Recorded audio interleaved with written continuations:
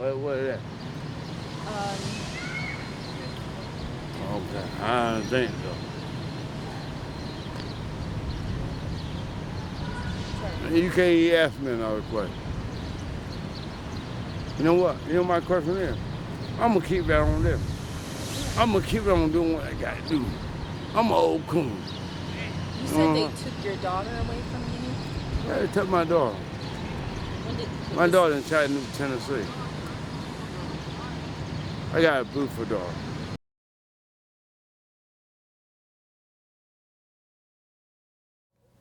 You have to be encouraging to people. You have to help people get on their feet.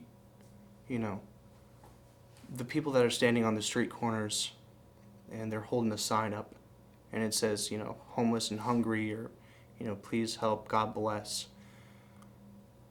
You know, interact with those people.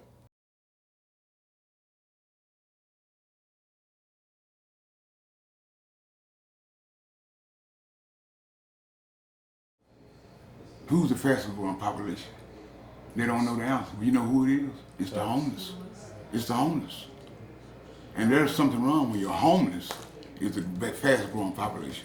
Yeah. At one time it was black, and one time it was Mexican. Now it's the homeless. So there's something very wrong, and that's surreal. I mean, I think it's something very wrong with that.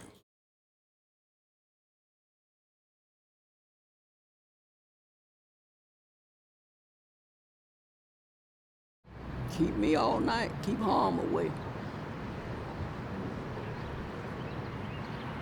I didn't see it now. I ended up falling to sleep. You know, a certain part of the night you fall to sleep.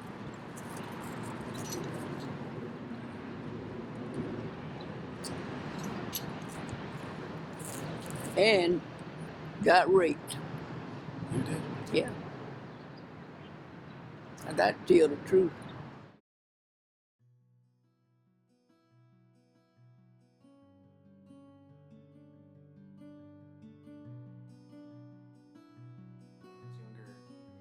Um, I had a typical American family. My dad had a very good job, very wealthy.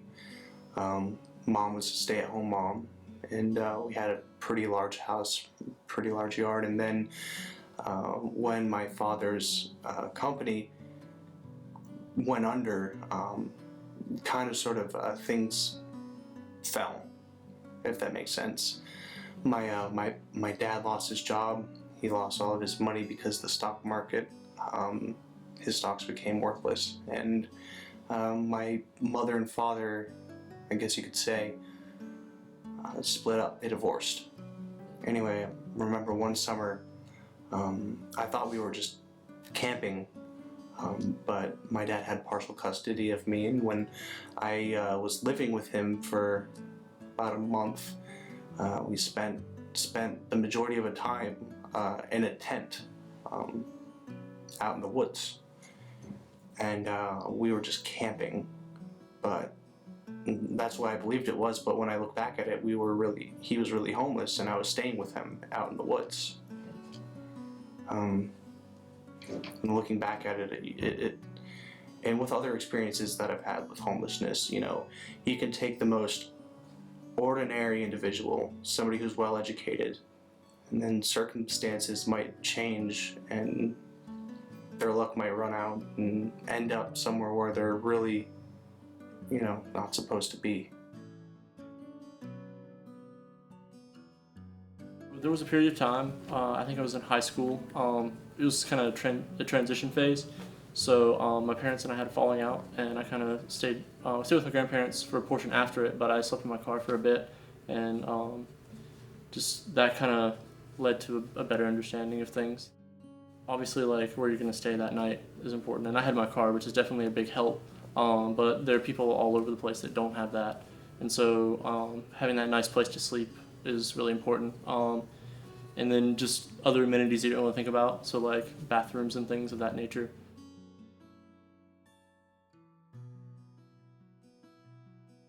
I was in an abusive marriage, and he decided he wanted us to move to Greensboro. So he decided he moved first, and he called back and said that he had a place for me and the kids. to stay. And when I got there, I realized he did not. So we kind of went from sleeping in the van to sleeping in hotel rooms, stay in the hotel room at night and then get in the van during the day, just trying to, make until the day was over, and then hopefully having enough money to find somewhere else to stay. So that went off about a month and a half. Homelessness a lot of time is not what people think it is, and the ones that have never been homeless, they don't really know what it's all about. But homelessness is a tough thing because when you live out on the streets, behind buildings, anywhere you can lay down for that night, and sometimes people don't lay down nowhere because they don't have nowhere, and then a lot of times they're afraid to go in dark places because that's dangerous too. Now, I tell you about when I was out here, I used to sit at Edenton Street Church. You know where that is? Out on the porch, out on the back porch, the rain, sleet, and snow on cardboard. I used to sit right there where them bushes is right there all night long. Boiled one and boiled something right there. But I just prayed to God. I remember when I came to Raleigh, there was no homelessness. There was no home, there was no shelters. So there's a lot of things that I think led to the situation. And it ain't all chemical dependencies. It's, I think it's the infrastructure of the world. I mean, the system itself does it. Homeless has no boundaries. Anybody can be homeless. A lot of people live from paycheck to paycheck. But what happens is the jobs go overseas. They lose their job. They have no they have nowhere to turn to. And then they find themselves disenfranchised. Hey, I'm messed up. Hey, I'm messed up right now. I'm messed up right now. I'm full up right now. And you know what? Hey, you know who has me? God has me. Jesus Christ has me.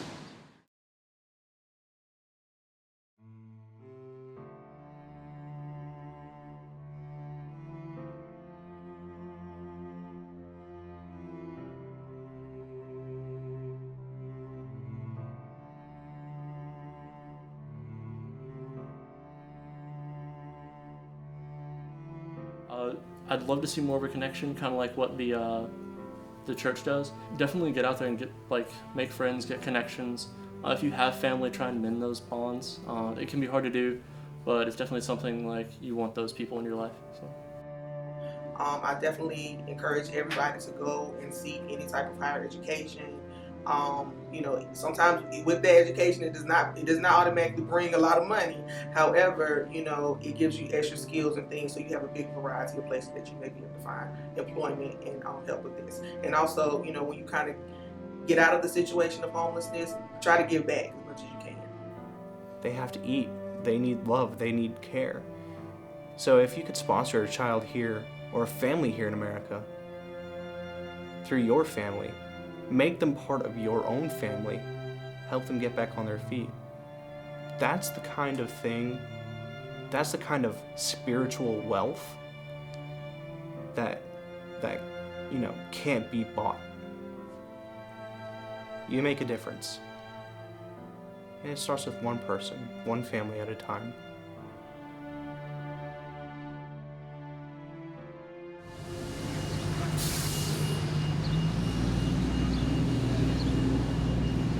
That's my name. God got me. And y'all ain't got me, God got me.